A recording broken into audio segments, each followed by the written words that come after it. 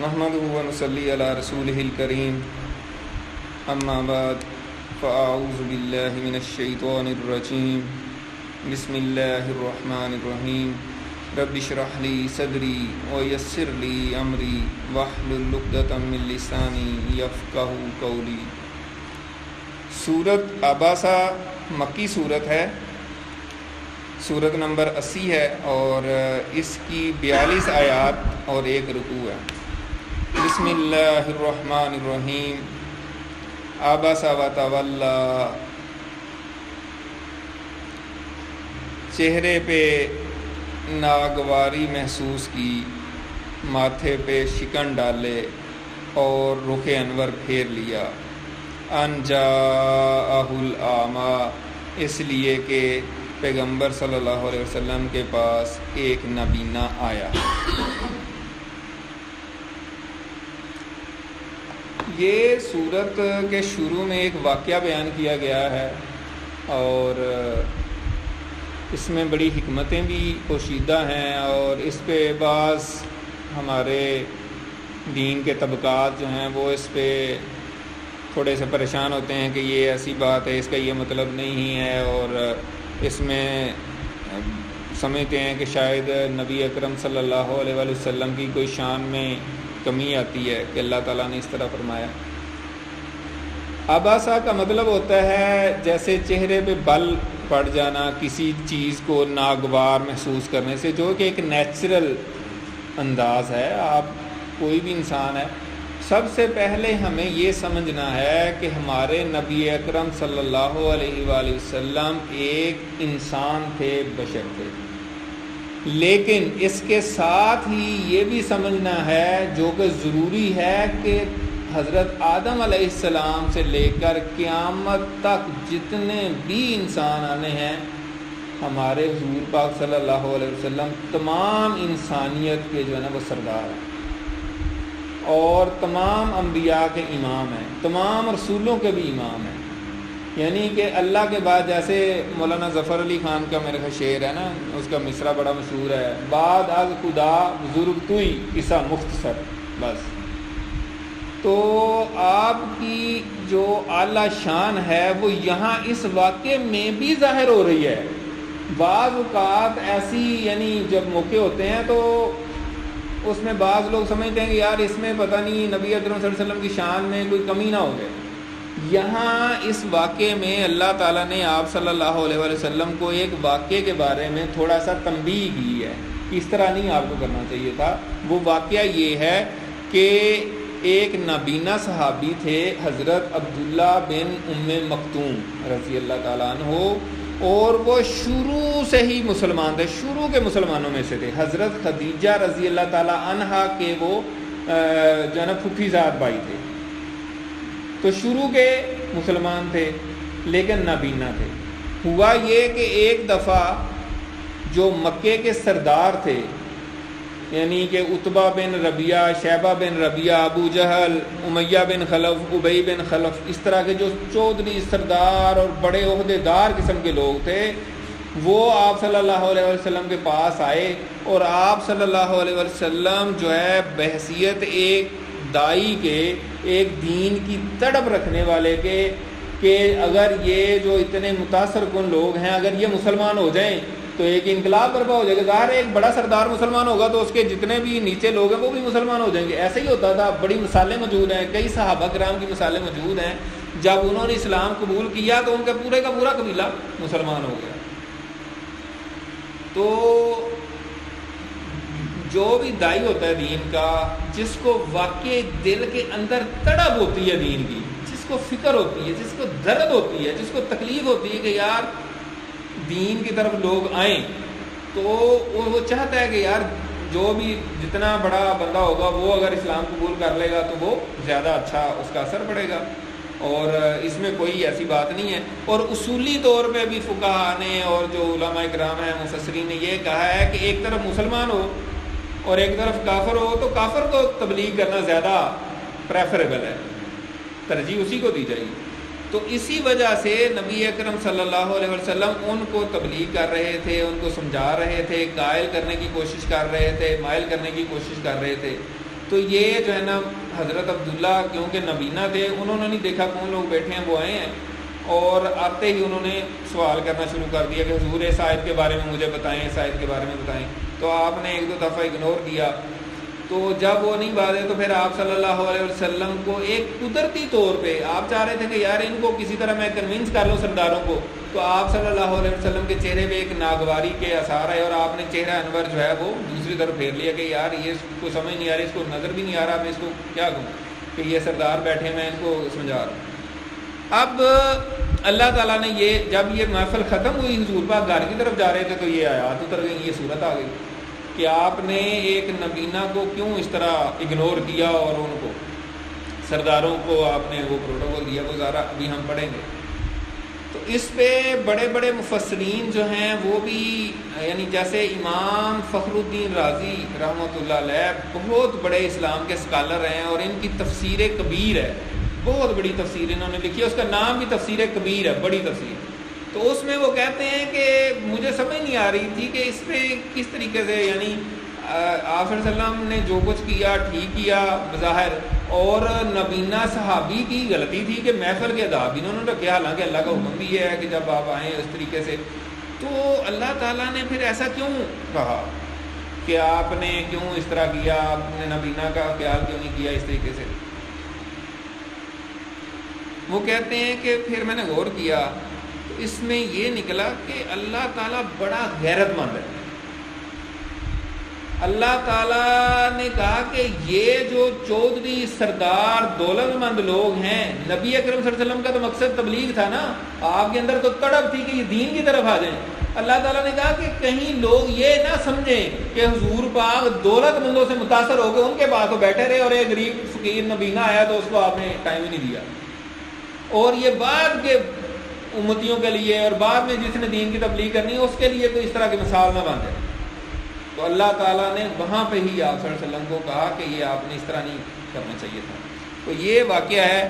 عبس وتولی، ماتھے پہ شکن ڈال لیے اور منہ پھیر لیا. اور یہاں پہ بھی عربی جو قاعدہ ہے، جو عربی لغت ہے، جو اس کی بلاغت ہے، اس میں یہ ہے کہ یہاں اللہ تعالیٰ نے آپ صلی اللہ علیہ وسلم کو ڈائریکٹ نہیں کہا، ابستا نہیں کہا. ابستا کا مخاطب کا صیغہ ہوتا ہے، یعنی کہ آپ نے ایسا کیا. ابسا اس ایک شخص نے ایسا کیا، ماضی واحد غائب کا صیغہ استعمال کیا ہے.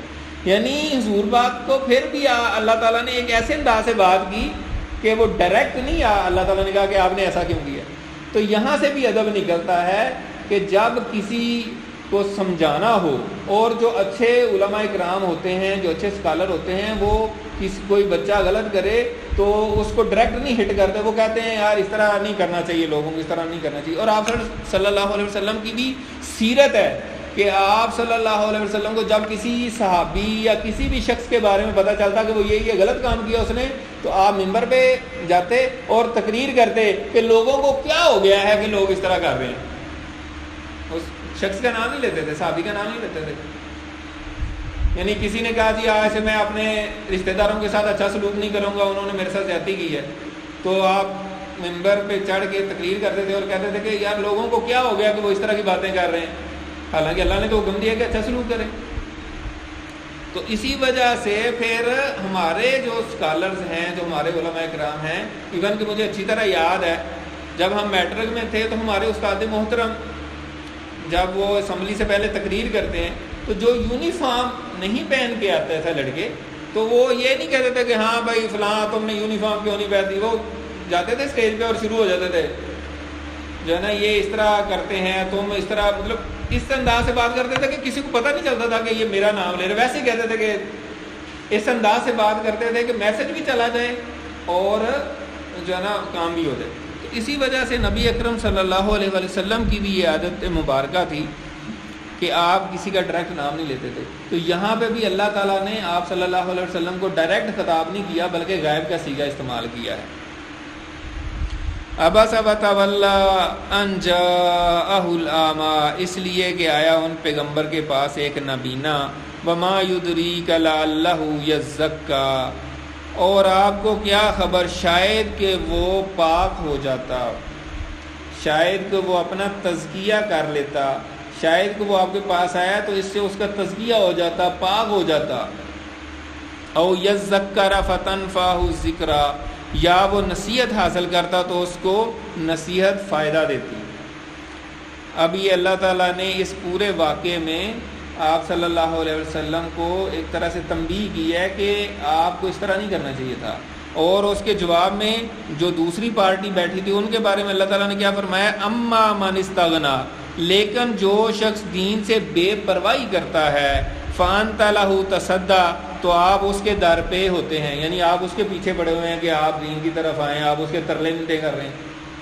تو یہ اصل میں جیسے ہم پہلے بھی کئی دفعہ بات کرتے ہیں کہ کوئی بھی واقعہ جو شان نزول بنتا ہے وہ تو اس دور میں ہو گیا، اب یہ جو قرآن مجید ہے یہ قیامت تک کے لیے ہے، تو آج کے دور میں اور قیامت تک کے لیے جو بھی تبلیغ کرے گا اس کو اللہ تعالیٰ اصل میں پیغام دے رہے ہیں کہ جو چودھری ہوں، سردار ہوں، بڑے افسر ہوں، بڑے امیر ہوں، کوٹھیوں کاروں والے ہوں، آپ ان کے ترلے منتے نہ کرتے رہیں کہ آئیں جی دین کے لیے آئیں جی، مطلب ان کے اب آپ نے ایک دفعہ، دو دفعہ، تین دفعہ ان کو میسج دے دیا، تبلیغ کر دی ہے، بات چھوڑ دیں، ان کو دفع ہو جائیں۔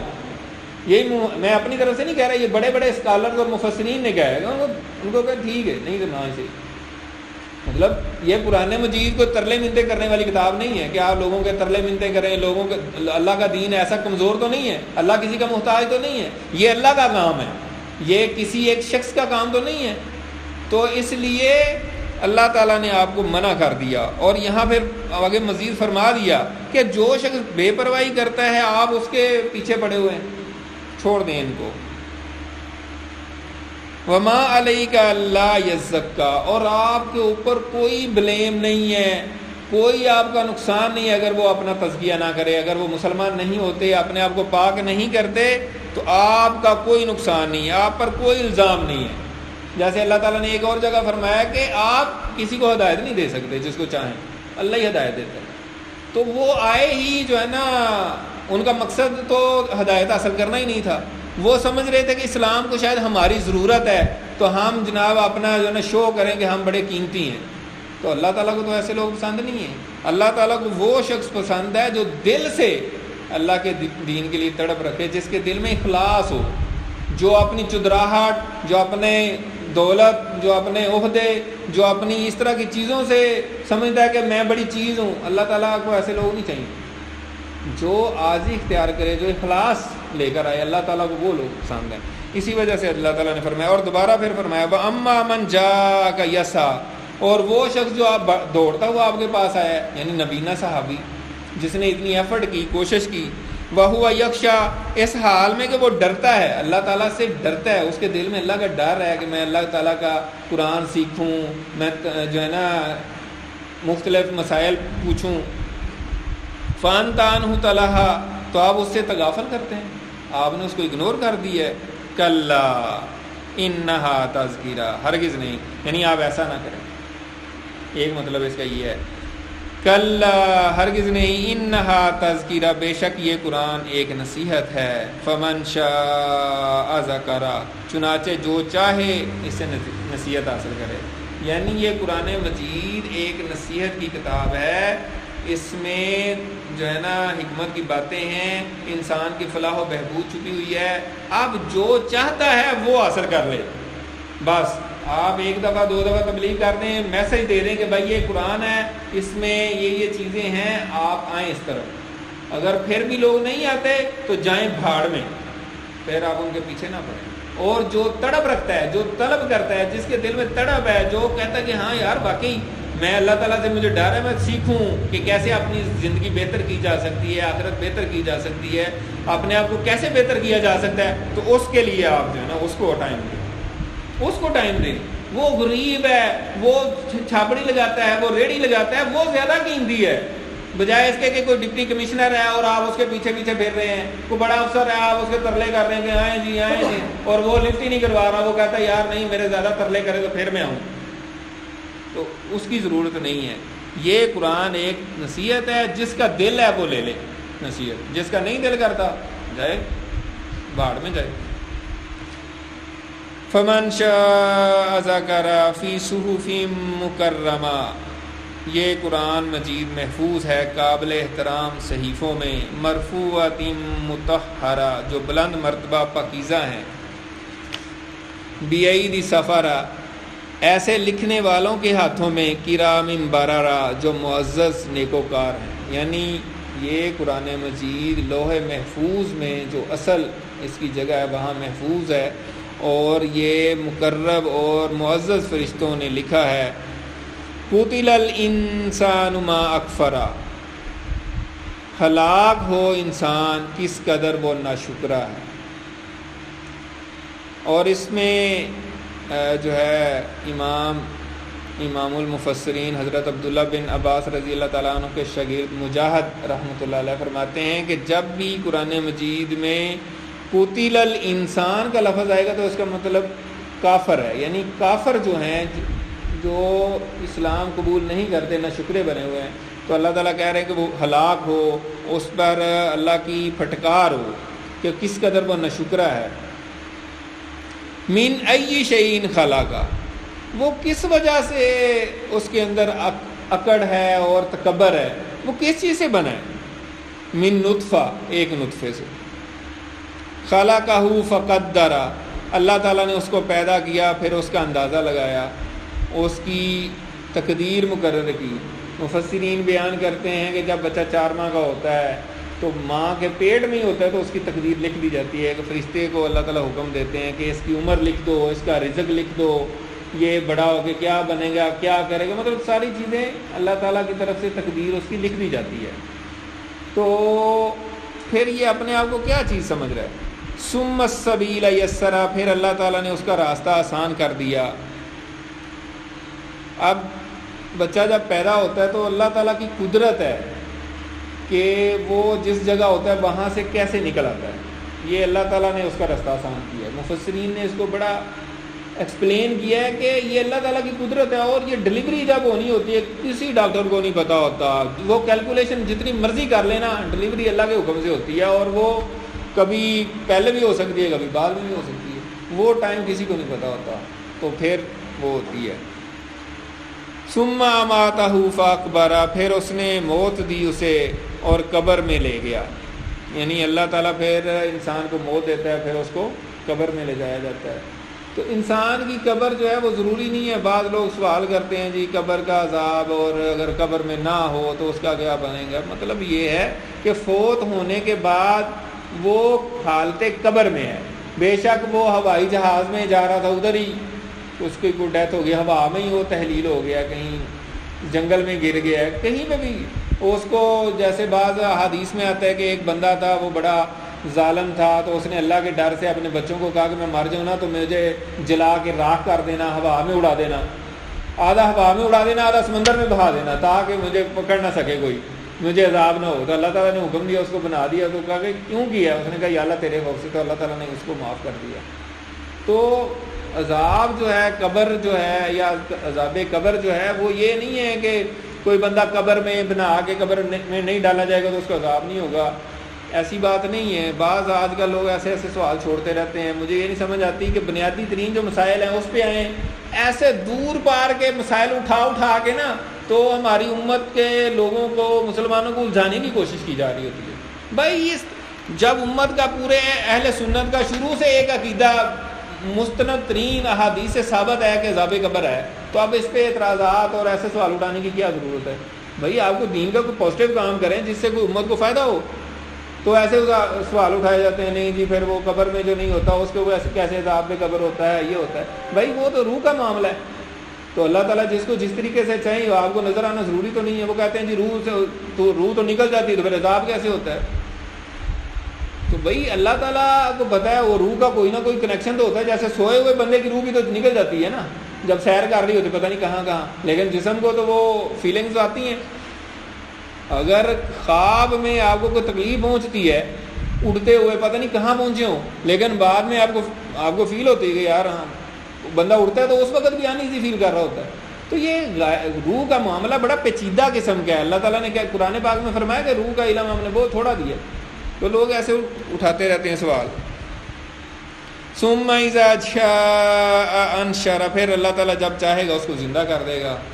یہی اصل میں مکی صورتوں کا مضمون ہے کہ قیامت کے دن اللہ تعالیٰ نے سب کو زندہ کر کے حساب کتاب لینا ہے. تو یہ جو آخرت کا عقیدہ ہے یہ شروع کی صورتوں میں، مکی صورتوں میں توحید رسالت آخرت کا جو بنیادی عقائد تھے وہ بہت زیادہ بیان کیے گئے ہیں. اس میں مسائل اور فقہی مسائل نہیں ہیں مکی صورتوں میں. وہ پھر مدنی صورتوں میں جب مسلمانوں کی ایک ریاست قائم ہو گئی اور وہاں پہ پھر سارے مسائل جو آئے ہیں وہ پھر بیان ہوئے، جو پھر سورۃ البقرہ میں، سورہ آل عمران میں، سورۃ النساء میں بیان ہوئے ہیں. کلا لما یقدم ما امرا، ہرگز نہیں، ابھی نہیں پورا کیا اس نے اللہ کے حکم کو. یعنی انسان جو ہے وہ اللہ کے حکموں کو پورا نہیں کرتا. بات کرنے کا مقصد یہ ہے. اور اگر انسان اللہ کے حکموں کو پورا کر لے تو اللہ تعالیٰ نے سورۃ الطلاق میں فرمایا ہے کہ من یتق اللہ یجعل لہ مخرجا، کہ جو کوئی بھی تقوی اختیار کرے گا ہم اس کو ہر مشکل سے نکال دیں گے، اس کو ہر مشکل سے نکلنے کا راستہ دے دیں گے، اور اس کو وہاں سے وَيَرْزُقْهُ مِنْ حَيْثُ لَا يَحْتَسِبُ، اور وہاں سے اس کو رزق دیں گے جہاں سے وہ گمان بھی نہیں کر سکتا. اور وَمَن يَتَوَكَّلْ عَلَى اللَّهِ فَهُوَ حَسْبُهُ، اور جو کوئی اللہ پہ بھروسہ کرے اللہ اس کے لیے کافی ہے. یعنی راز بتا دیے، سیکرٹ بتا دیے زندگی کے. Top of the list secret جو ہیں وہ یہ ہیں کہ اللہ تعالیٰ کا حکم مان لو، دنیا میں بھی اور آخرت میں بھی کامیابی ہے. دنیا میں آپ جیسے چاہیں گے ویسا ہونا شروع ہو جائے گا اگر آپ نے واقعی اللہ کے آگے بالکل سرنڈر کر دیا کہ یا اللہ تو جیسے کہے گا میں نے ویسے ہی کرنا، تو ویسے ہی ہوگا. جب آپ اللہ کے ہو جائیں گے تو اللہ آپ کا ہو جائے گا. ابھی مولانا صاحب وہی حدیث بیان کر رہے تھے عشاء کے وقت. اسی پہ علامہ اقبال رحمۃ اللہ علیہ نے بھی شعر کہا ہے نا کہ خودی کو کر بلند اتنا کہ ہر تقدیر سے پہلے خدا بندے سے خود پوچھے بتا تیری رضا کیا ہے. یعنی آپ جب اللہ کے آگے اپنے آپ کو سرنڈر کر دیں گے، اپنے آپ کو مار لیں گے، اپنے نفس کو، جو ہمارے صوفیہ کرام کہتے ہیں کہ نفس کو مارنا، تزکیہ نفس کرنا، جس کی ابھی شروع میں بات ہوئی ہے، تو آپ صلی اللہ علیہ وسلم کا ایک مشن جو ہے، جو آپ کا ایک مقصد تھا وہ تزکیہ نفس کرنا بھی تھا. تو جب آپ اپنے نفس کو اتنا پاکیزہ کر لیں گے، اللہ تعالیٰ کے محبوب بن جائیں گے، تو پھر آپ کو اللہ تعالیٰ جس طرح آپ سوچیں گے اللہ تعالیٰ ویسے ہی کرنا شروع کر دے گا. فَلْيَنْظُرِ الْإِنسَانُ إِلَىٰ طَعَامِهِ، چنانچہ چاہیے کہ دیکھے انسان اپنے کھانے کی طرف. أَنَّا سَبَبْنَا الْمَاءَ صَبًّا، کہ بلا شبہ ہم نے برسایا پانی کو خوب برسانا. ثُمَّ شَقَقْنَا الْأَرْضَ شَقًّا، پھر ہم نے زمین کو پھاڑ دیا اچھی طرح پھاڑنا. فَأَنبَتْنَا فِيهَا حَبًّا، پھر ہم نے اس میں اگایا اناج، یعنی پھر ہم نے اس میں مختلف قسم کے اناج اگائے، یعنی دانے والی جو بھی چیزیں ہوتی ہیں، یعنی جس میں دال ہے، مکئی ہے، گندم ہے، چاول ہے، چنا ہے، جو بھی اس طرح کی چیزیں ہیں اس کو حب کہتے ہیں اور ان کو اناج کہتے ہیں. وَإِنَبًا وَقَضْبًا، اور انگور اگائے اور سبزیاں. وَزَيْتُونًا وَنَخْلًا، اور زیتون اور کھجور. وَحَدَائِقَ غُلْبًا، اور گھنے باغات. وَفَاكِهَةً وَأَبًّا، اور پھل اور چارہ. مَتَاعًا لَكُمْ وَلِأَنْعَامِكُمْ، اے انسان تمہارے لیے اور تمہارے مویشیوں کے لیے. یہ ساری نعمتیں اللہ تعالیٰ نے گنوائی ہیں اور بتایا ہے کہ یہ اے انسان ہم نے تمہارے لیے پیدا کیے اور تمہارے جانوروں کے لیے پیدا کیے ہیں تاکہ ان سے تم فائدہ اٹھا سکو. ظاہر ہے جانوروں کے لیے اگر چارہ نہ اللہ تعالیٰ پیدا کرتا تو آپ دودھ کہاں سے پیتے، اور دودھ نہ ہو تو انسانیت ختم ہو جائے گی. ظاہر ہے چھوٹے بچے دودھ پہ ہی پلتے ہیں تو پھر کیسے ہوگا. تو یہ ساری اللہ تعالیٰ نے نعمتیں گنوائی ہیں. اس کے بعد پھر اللہ تعالیٰ نے قیامت کا منظر پیش کیا ہے. فَإِذَا جَاءَتِ الصَّاخَّةُ، پھر جب آئے گی کان بہرے کر دینے والی سخت آواز، یعنی جب سور پھونکا جائے گا، جب قیامت قائم ہوگی، اتنا شور ہوگا، اتنا ہنگامہ ہوگا کہ کان پھٹنے کے قریب ہوں گے. کان پھاڑ دینے والی آواز کو الصاخہ کہا جاتا ہے.